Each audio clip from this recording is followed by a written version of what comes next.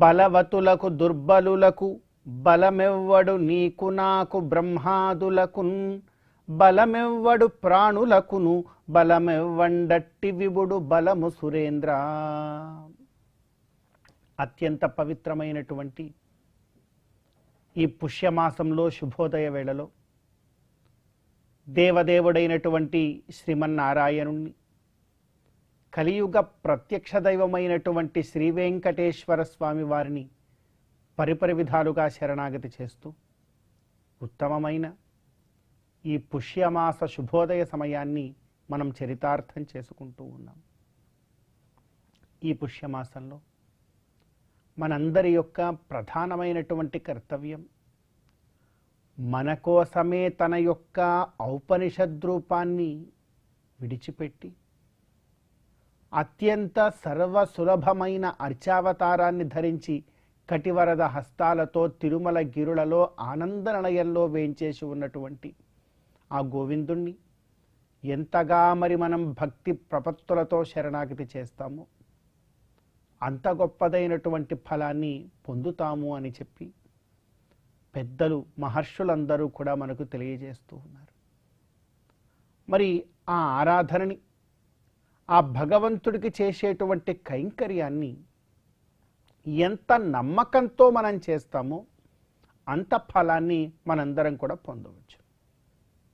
నమ్మకం లేకపోతే, నమ్మకము లేకుండా భగవత్ కైంకర్యంలోకి మనం వచ్చిన ఏదో అందరూ చేస్తున్నారు కాబట్టి, ఏదో చేస్తే మంచి జరుగుతుంది అని చెప్పి అంటున్నారు కాబట్టి, ఏదో చేస్తే పోతుందిలే, ఏదో చేద్దాం, మనం కూడా ఒకసారి తిరుమలకి వెళ్ళొద్దాం, అందరూ హుండీలో డబ్బులు వేస్తున్నారు, మనం కూడా ₹1 వేద్దాం, అందరూ వచ్చి అలా క్యూ లైన్లో గోవిందా గోవిందా అంటున్నారు, మనం కూడా అనేద్దాం, 10 మందిలో మనం కూడా ఒకటే కదా, ఏదో వాళ్ళకేదో కలిసి వచ్చిందట, మనకు కూడా ఏమైనా కలిసి వస్తుందేమో చూద్దాం అని చెప్పి ఇలా భగవంతుడికి ఆరాధన నువ్వు ఎన్ని సంవత్సరాలు చేసినా, ఇలాంటి ఆలోచనతో ఎన్ని మార్లు నీవు తిరుమలకి వెళ్ళినా, స్వామిని దర్శించుకున్నా, ఎటువంటి గొప్ప గొప్పవైనటువంటి సేవలు, దానాలు, ధర్మాలు చేసినా కూడా అవి ఏ రోజుకి కూడా నీకు ఫలించవు అని శాస్త్రం చెప్తుంది.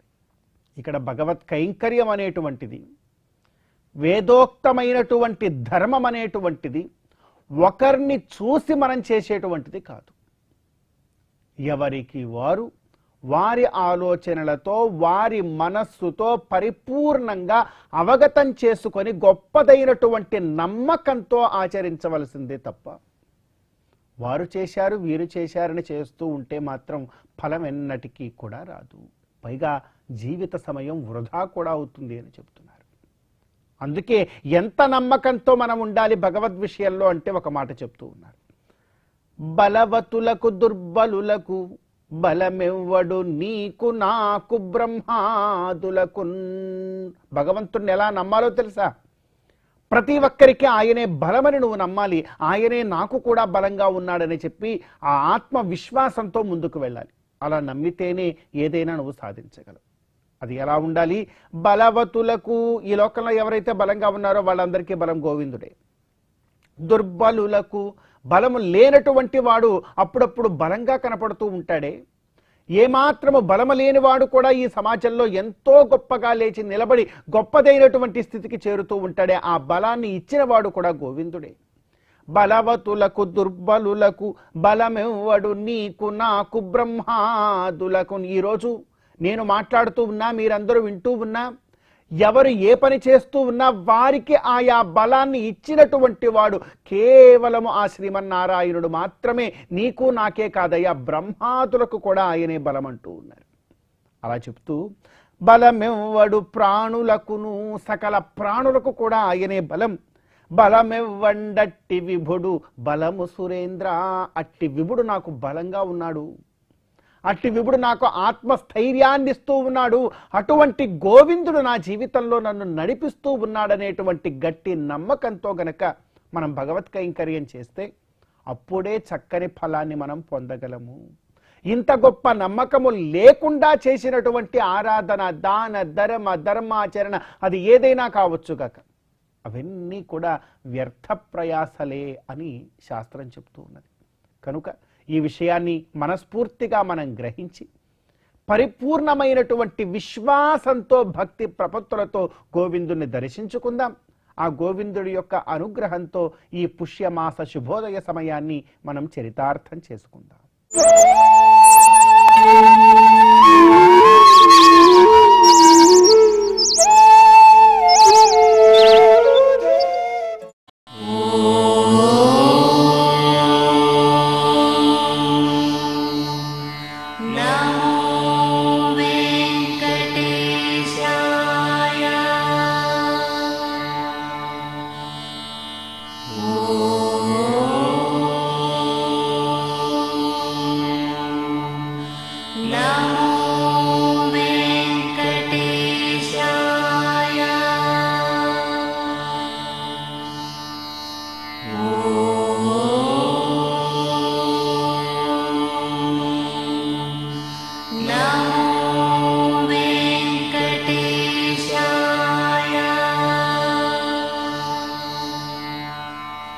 Oh